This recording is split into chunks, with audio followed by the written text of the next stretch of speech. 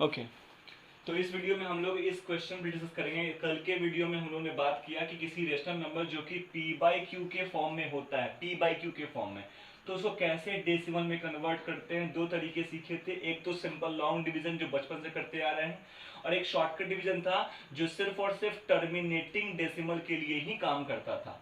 Terminating कैसे करते हैं पहचानते हैं, सीखा है इस वीडियो में। ठीक है, आज सीखेंगे कि अगर कोई डेसिमल, अगर कोई नंबर डेसिमल में रिप्रेजेंट किया गया है और अगर वो रेशनल नंबर का पार्ट है, मतलब क्या है, या तो वो टर्मिनेटिंग डेसिमल हो या तो वो रिपीटिंग डेसिमल, दोनों में से कोई एक हो, टर्मिनेटिंग हो या फिर रिपीटिंग हो, तभी है ना। टर्मिनेटिंग और रिपीटिंग को ही हम p बाई क्यू में ला सकते हैं। ठीक है, जो टर्मिनेटिंग होगा उसको भी p बाई क्यू में कन्वर्ट कर सकते हैं, और जो रिपीटिंग होगा मतलब उसको भी p बाई क्यू में कन्वर्ट कर सकते हैं। ठीक है, इसके अलावा किसी और डेसिमल एक्सपेंशन को हम p बाई क्यू में कन्वर्ट नहीं कर सकते हैं, आगे जानेंगे इसके बारे में। ठीक है, तो सबसे पहले ये पता करते हैं कि जिसको भी कन्वर्ट करने के लिए बोला गया है, ठीक है, वो किस कैटेगरी में फॉल करता है, टर्मिनेटिंग वाले कैटेगरी में आता है कि रिपीटिंग या फिर रिकरिंग वाले में, रिकरिंग बोलो जैसे बोलना है।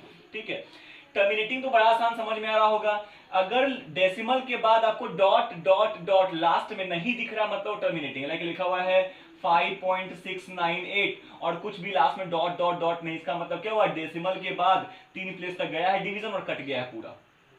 और इसको p बाई क्यू में कन्वर्ट करना तो हम लोग को आ ही रहा है, सीखा है। क्या करेंगे, डेसिमल को भूल जाएंगे। ठीक है, डेसिमल को भूल जाएंगे। ठीक है, बाई का साइन देके डेसिमल के लिए एक 1 डाल देंगे नीचे में, और डेसिमल के बाद जितने डिजिट हैं उतने जीरोज हम नीचे में डाल देंगे। This is the way to convert a terminating decimal into p by q form. ठीक है, मैंने क्या बोला, मैं फिर से बोलूं, अगर टर्मिनेटिंग है तो कैसे पहचानेंगे इसको, लास्ट में उस डेसिमल एक्सपेंशन के लास्ट में आपको डॉट डॉट डॉट का सिंबल नहीं दिखेगा, अप टू का सिंबल जैसे यहां दिख रहा है वो नहीं दिखेगा।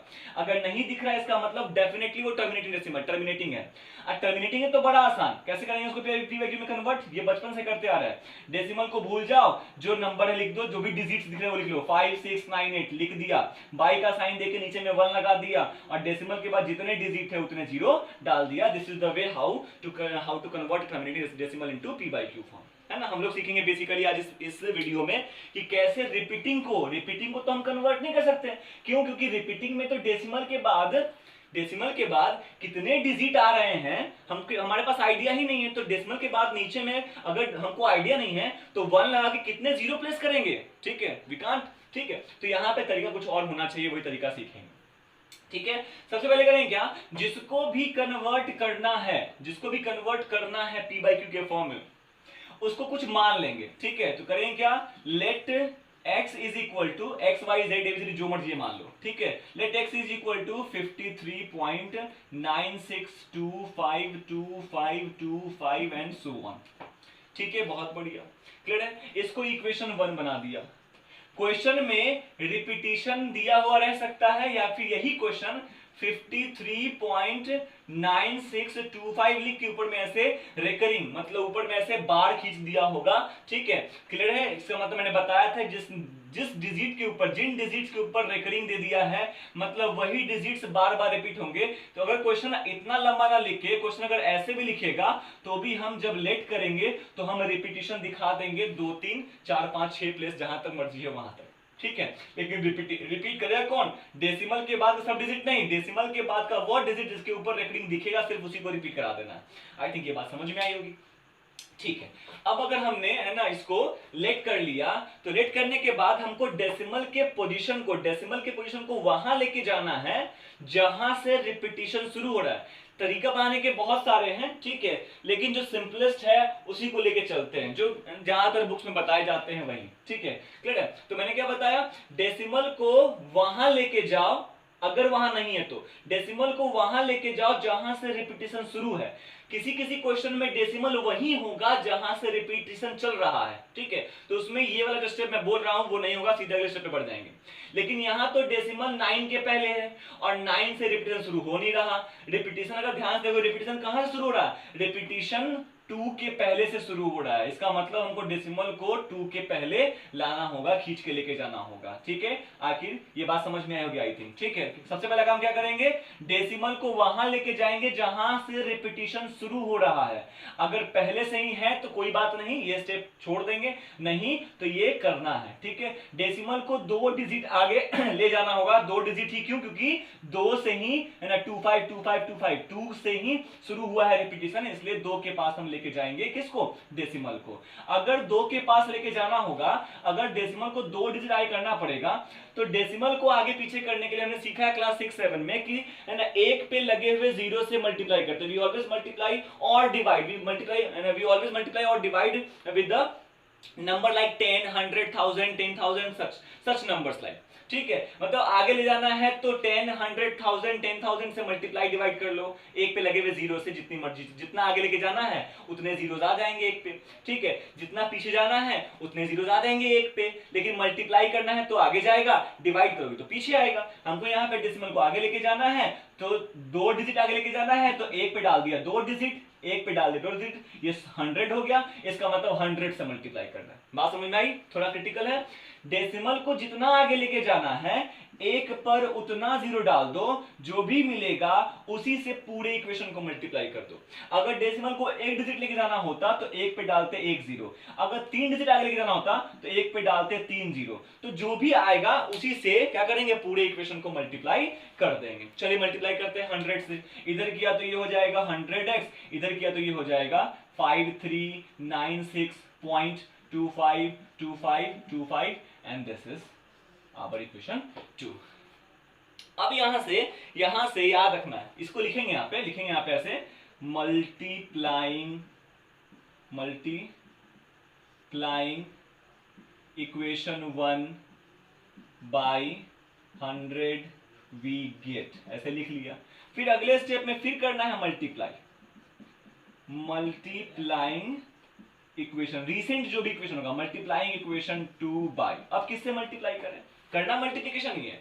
एक बार तो ये डेसिमल को वहां ले जाने के लिए, अब जितने डिजिट पे रेकरिंग था या जितनी डिजिट रिपीट हो रही थी, एक पर उतना ही जीरो डाल देंगे। कोइंसिडेंटली है ना, यहाँ पे 2 ही डिजिट रिपीट हो रहा है तो एक पे डाल दिया 2 जीरो, अब फिर डिजिट से कर देंगे मल्टीप्लाई, ठीक रिसेंट वाले इक्वेशन को। अगर एक ही डिजिट रिपीट कर रहा होता तो एक पर 1 जीरो नहीं कि 10 से मल्टीप्लाई करते, अगर 3 डिजिट रिपीट कर रहा होता तो एक पे डाल देते 3 जीरो। आई थिंक समझ में आया ये स्टेप, है ना, कि जो भी रिसेंट इक्वेशन आया है उस रिसेंट को फिर मल्टीप्लाई करेंगे किससे, एक पर उतने जीरो लगा के जितने डिजिट रिपीट कर रहे थे। इस क्वेश्चन में पर्टिकुलरली 2 डिजिट रिपीट कर रहे हैं। ठीक है, तो हम फिर से ना जो रिसेंट इक्वेशन है उसी को फिर से 100 से कर देंगे मल्टीप्लाई। ठीक है, तो 100 था पहले से ही, 100 से फिर मल्टीप्लाई हो गया तो कितना हो जाएगा ये, दिस विल बिकम 10,000। फिर कर दो 100 से multiply, 539625.2525 and so on, equation 3। इस क्वेश्चन में कोइंसिडेंटली दोनों बार 100 से मल्टीप्लाई हो गया है, दोनों बाई 100 से मल्टीप्लाई हो गया। जरूरी नहीं कि हमेशा दोनों टाइम सेम नंबर से मल्टीप्लाई हो, आपको कॉन्सेप्ट समझना है। ऊपर में जिससे मल्टीप्लाई किए हैं इसलिए क्योंकि डेसिमल को उतना डिजिट आगे लेके जाना था, और सेकंड मल्टीप्लिकेशन हुआ है एक पर उतना जीरो रख के जितना डिजिट रिपीट कर रहा था। ठीक है, कंफ्यूज नहीं करेंगे, दोनों को मिक्स नहीं करेंगे, दोनों अलग अलग हो सकते हैं, दोनों अलग अलग हो सकते हैं। ठीक है, अब क्या करेंगे, आपके पास 3 इक्वेशंस आ गए हैं, कभी कभी 3 आएंगे, कभी कभी 2 ही इक्वेशंस हो जाएंगे। ठीक है, तो किन 2 पे काम करना है, आपको उन 2 इक्वेशंस पे काम करना है जिन इक्वेशंस के डेसिमल के बाद के डिजिट सेम दिख रहे होंगे। इसमें डेसिमल के बाद 252525, इसमें डेसिमल 252525। तो जिन 2 इक्वेशन में डेसिमल के बाद का डिजिट सेम होगा, उन दोनों इक्वेशन में बड़े वाले में से छोटे वाले को माइनस कर दो। इक्वेशन के जो काम एक तरफ वो काम दूसरी तरफ कहीं फर्क नहीं पड़ता है। क्या कर देंगे, subtracting 2 from 1, subtracting 2 from 3, sorry 2 from 3, घटा दो भाई, है ना। LHS घट गया LHS से और RHS घटेगा, RHS कितना है 539625.25 डॉट डॉट माइनस, इधर है 5396.25 25 डॉट।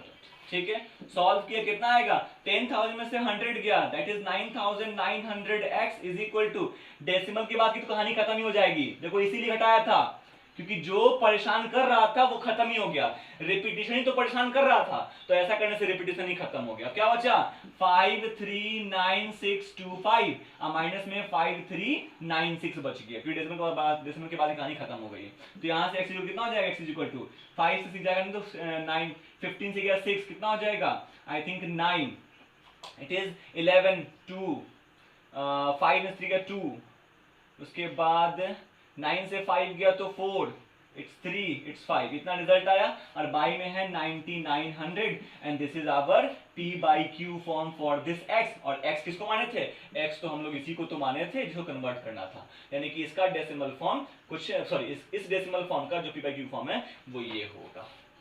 एक शॉर्टकट भी है, वो भी याद रखो, शॉर्टकट सही रहना चाहिए, दिमाग में रखो। इतनी तो लंबा सा प्रोसेस, लॉन्ग स्टेप है, अगर 3 मार्क्स का क्वेश्चन तो ये करना पड़ेगा। अगर मान लीजिए 1 मार्क्स का क्वेश्चन तो क्या करेंगे, कुछ नहीं करेंगे, सबसे पहले दिए गए क्वेश्चन को रिकरिंग फॉर्म में लिख लेंगे, लाइक 5 3, दिख रहा है कि नहीं, दिख रहा, 53.96 और 25 डाल दिया रिकरिंग। चलिए ऐसे ही होगा।